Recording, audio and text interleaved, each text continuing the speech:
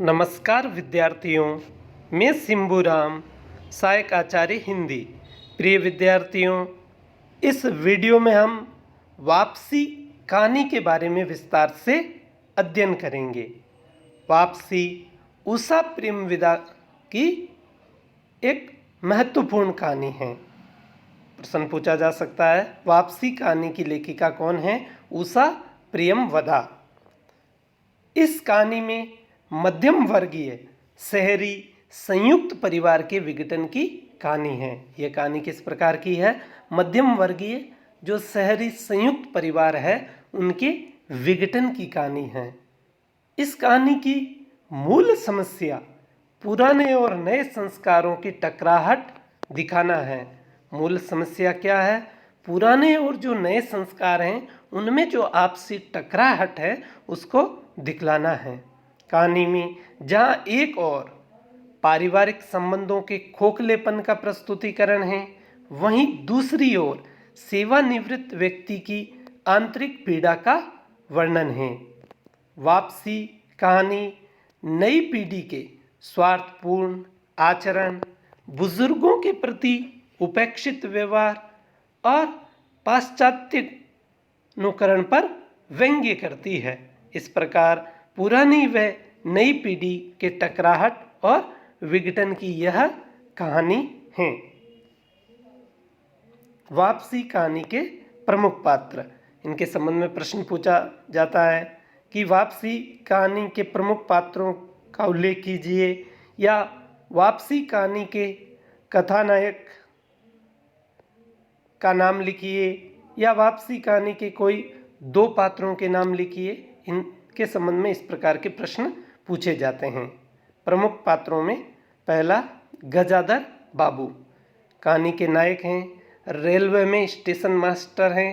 35 वर्ष सरकारी सेवा की और सेवानिवृत्त हुए। नरेंद्र गजेंद्र बाबू का छोटा लड़का। गजेंद्र बाबू के दो लड़के हैं, नरेंद्र और अमर। नरेंद्र छोटा लड़का और अमर बड़ा लड़का। बसंती, बसंती गजेंद्र बाबू की लड़की। गणेशी गजेंद्र बाबू की पत्नी। और सेठ रामजीलाल चीनी मिल के मालिक। तो प्रमुख पात्र हो गए गजाधर बाबू, नरेंद्र, अमर, बसंती, गणेशी और सेठ रामजी लाल। गजाधर बाबू की चारित्रिक विशेषताएं। गजाधर बाबू कहानी के नायक हैं। गजाधर बाबू ही आलोच्य कहानी के नायक हैं। कहानी का पूरा कथानक प्रारंभ से लेकर अंत तक गजाधर बाबू के इर्द गिर्द ही घूमता है। आरंभ में सरकारी सेवा करते हुए, उसके बाद परिवारजनों के बीच उपेक्षित और अंत में पुनः एक सेठ के यहाँ नौकरी करना और अपने बुढ़ापे में दुख भरी जिंदगी बिताना कहानी में केंद्र बिंदु के रूप में आए हैं। अतः स्पष्ट है कि कहानी के नायक गजाधर बाबू हैं। स्नेही स्वभाव, गजाधर बाबू का स्वभाव स्नेह से भरा हुआ है। जब वे परिवार के साथ रहते थे और ड्यूटी से लौटकर बच्चों से हंसते बोलते, पत्नी से मनोविनोद करते थे। गणेशी के साथ भी उनका भरपूर स्नेह था। यही कारण था कि वे सेवानिवृत्ति पर घर वालों के बीच रहने की आकांक्षा रखते हैं। स्वाभिमानी, गजाधर बाबू स्वाभिमानी हैं। स्वाभिमान की भावना उनमें कूट कूट कर भरी थी। जब वे घर आते हैं तो उनके स्वाभिमान को ठेस पहुंचती है। इस ठेस से वे व्याकुल हो जाते हैं और पुनः नौकरी करने का मानस बना लेते हैं और नौकरी करते भी हैं। व्यवहार कुशल, गजाधर बाबू व्यवहार कुशल व्यक्ति हैं। व्यवहार के वशीभूत होकर ही मनुष्य पराये को भी अपना समझता है।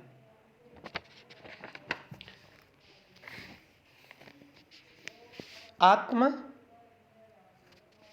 सहनशील, गजाधर बाबू सहनशील व्यक्ति हैं।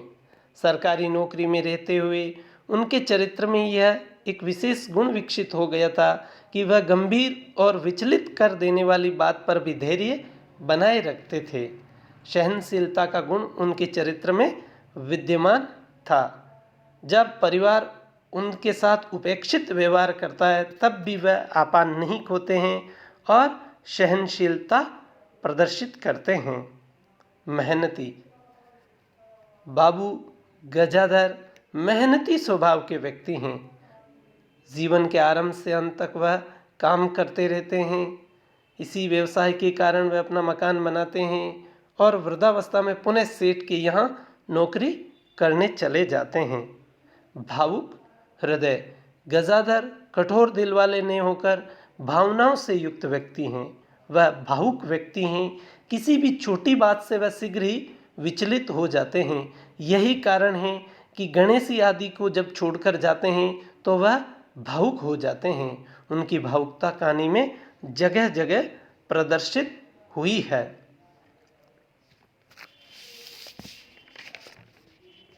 कहानी में पुरानी और नई पीढ़ी के संघर्ष का चित्रण हुआ है।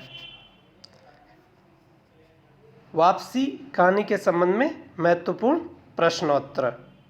वापसी कहानी की मूल संवेदना को स्पष्ट कीजिए या प्रतिपाद्य को स्पष्ट कीजिए। तो आप इसमें नई पीढ़ी और पुरानी पीढ़ी के संघर्ष और टकराहट को इसमें दर्शाया है।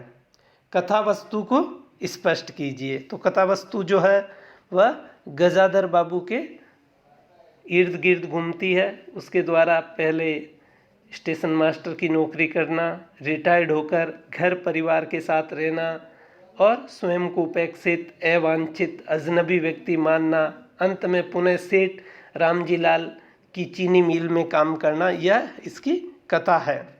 वापसी कहानी के नायक का चरित्र चित्रण कीजिए। तो वापसी कहानी के जो नायक हैं गजाधर बाबू, इनकी चारित्रिक विशेषताएं इसमें लिखनी हैं। अगला प्रश्न है, वापसी कहानी में उषा प्रेमवदा ने पारिवारिक संबंधों को आधार बनाकर नई और पुरानी पीढ़ी के संघर्ष को व्यक्त किया है। इस कथन की विवेचना कीजिए। या ऐसा प्रश्न भी पूछा जा सकता है कि वापसी कहानी के माध्यम से नई और पुरानी पीढ़ी के संघर्ष को स्पष्ट कीजिए।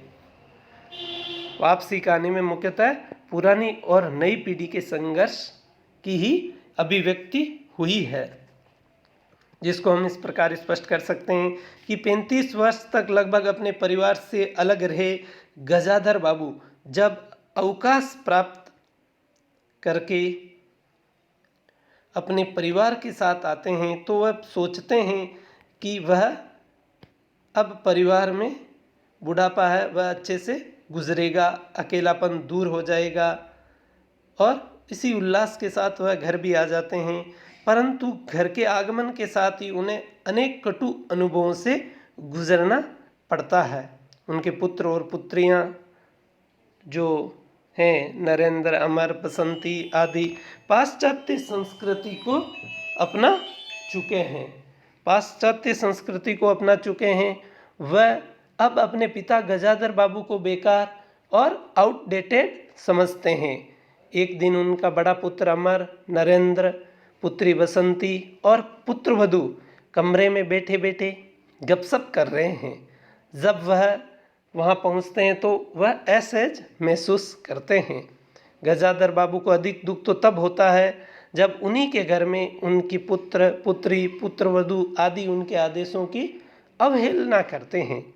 बाबूजी जब भी उनके साथ बैठने का प्रयास करते हैं सब लोग कन्नी काट जाते हैं और एक एक करके खिसक जाते हैं। उनका बड़ा पुत्र अमर व पुत्रवधू उनसे दूर रहने का निश्चय करते हैं। इसका कारण सिर्फ इतना था कि पिताजी बरामदे में बैठे रहते हैं। बाबूजी अपने ही घर में पराये हो जाते हैं।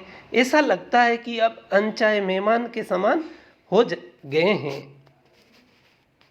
इस प्रकार इस कहानी में नई और पुरानी पीढ़ी के संघर्ष को बताया है। उन्हीं की पुत्री स्वच्छंद जीवन व्यतीत करना चाहती है। यही कारण है कि रात्रि में देर से जब वह घर लौटती है और बाबूजी द्वारा उनको डांटा जाता है तो वो मुंह फुलाए सोई रहती है। ये सब पीढ़ी के अंतर का ही प्रभाव हैं। आज नई पीढ़ी स्वतंत्रता चाहती है, स्वच्छंदता चाहती है, जबकि पुरानी पीढ़ी के लोग अपने अनुरूप आचरण न होकर खिन्न हो जाते हैं।